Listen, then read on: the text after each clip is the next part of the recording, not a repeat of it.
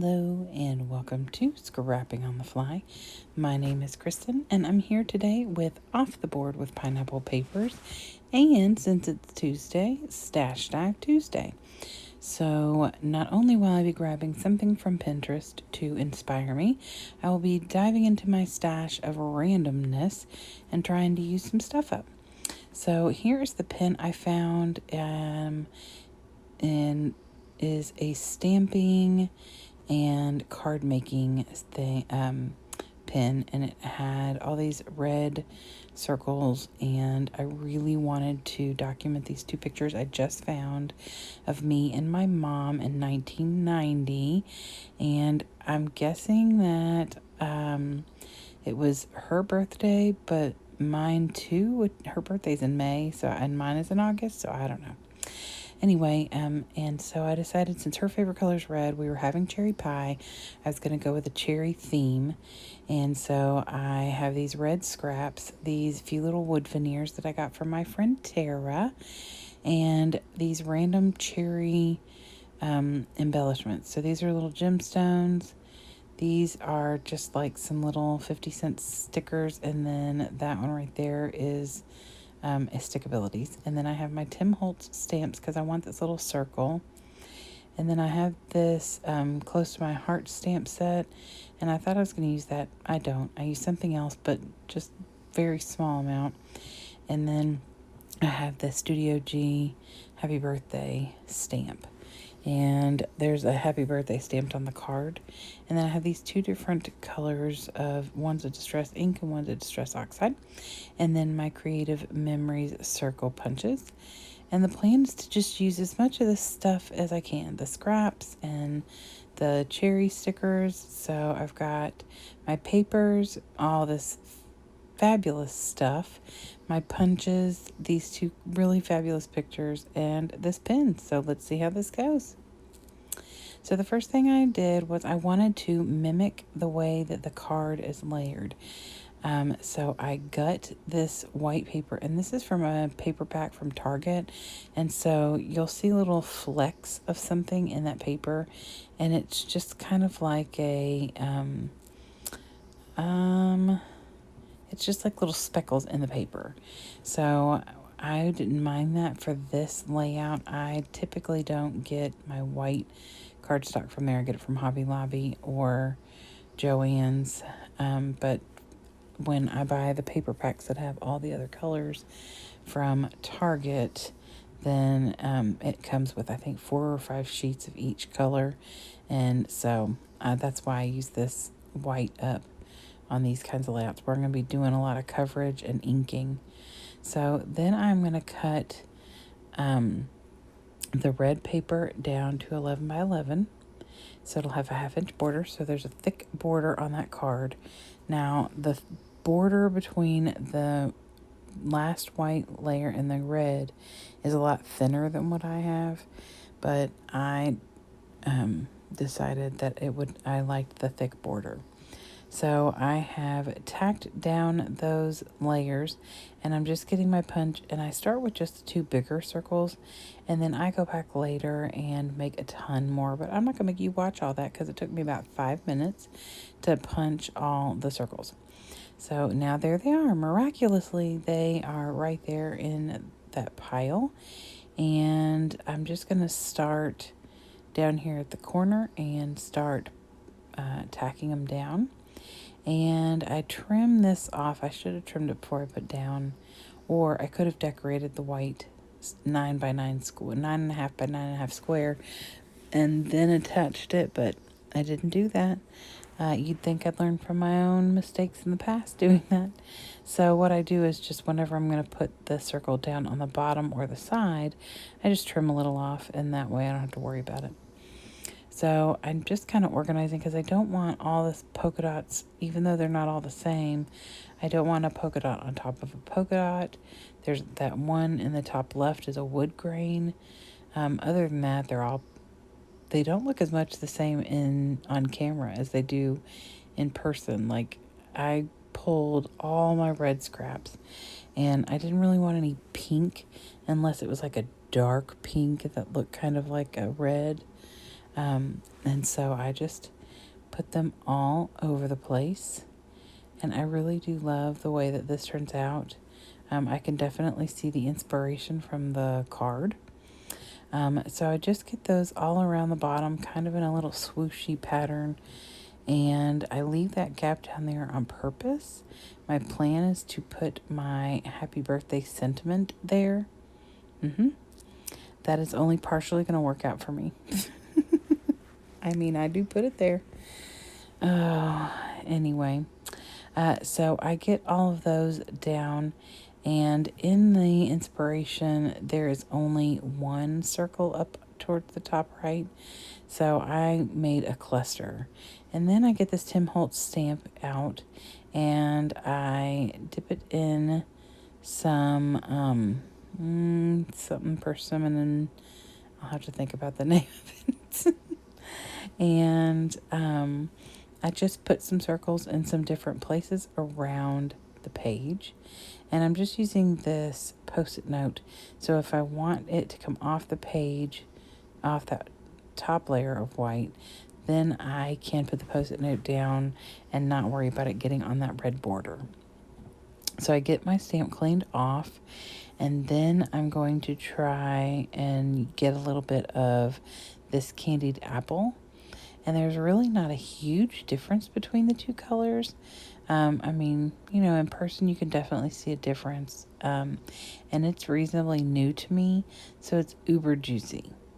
And so some of these where I push down so hard are very, very inky.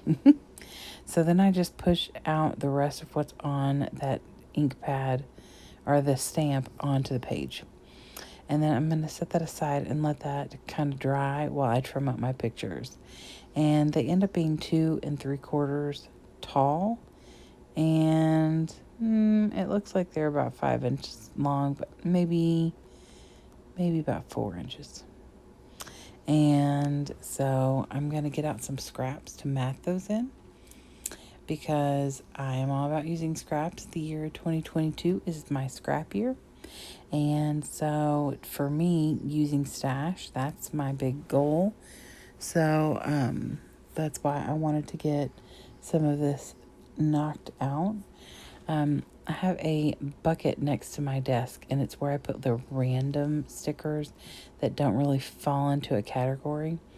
And I thought, you know what? I'm determined. I'm going to get things out of there, and I am going to find some pictures to match and document something.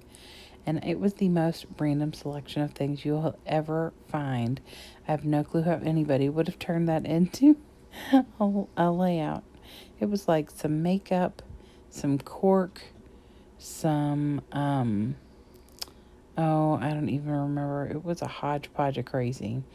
So I just put that stuff away, found a little home for it, and moved on. So because that candied apple is still very, very wet, I just took that scrap piece of paper and pushed down on it so that it would kind of dry. And then I'm looking to put these pictures up a little bit higher. And then I'm going to get my stamp, my Studio G stamp. I tested it out, and then I'm going to get it and I'm going to put it down there in that little valley between the circles. And I do like the way that it is, but it's very juicy. And so I'm going to take that same paper and try and dab that out. And I screwed it up. Pardon my vulgar words. The A and the Y at the end were a disaster. And so we're going to move the picture down a little bit. It's fine. So my original plan was to put the picture down here, but then I liked the way that the happy birthday was going to look in that little valley. So maybe next time. So I'm going to try again. I am not fantastic at stamping. I can't ever figure now with the clear blocks, it's easier because you can look and see, okay, it's right above this, or it's right, next to this. With the wood block, you think, okay, I've lined the wood block up with where I want this to go, and that doesn't mean anything because the stamp itself is not as big as the wood block. So it's fine. It turned out fine. There's a little bit more of a gap between the happy birthday and the picture below it, but it'll be fine. I'm going to try and fix that. So I get these little wood veneers. My friend Tara sent me a goodie box. She's moving and she's dashing some things. And she sent me a box that was bulging, full of absolute fabulousness. And one of them was this little pouch full of wood veneers, and I love them. So I put 3 on here. Now, Stashed Up Tuesdays usually 2 of one thing. So I'm going to go with the fact that the me and you and the little ribbon are one circle. Or they could have come out of one collection and the clock out of something else. I don't know. But I love them, and I just really like the addition of that clock because it's birthday related and it goes with the same concept of the circles, and it gives that wood veneer 3 different places to pop out and bring your eye to the pictures. And that is what we want.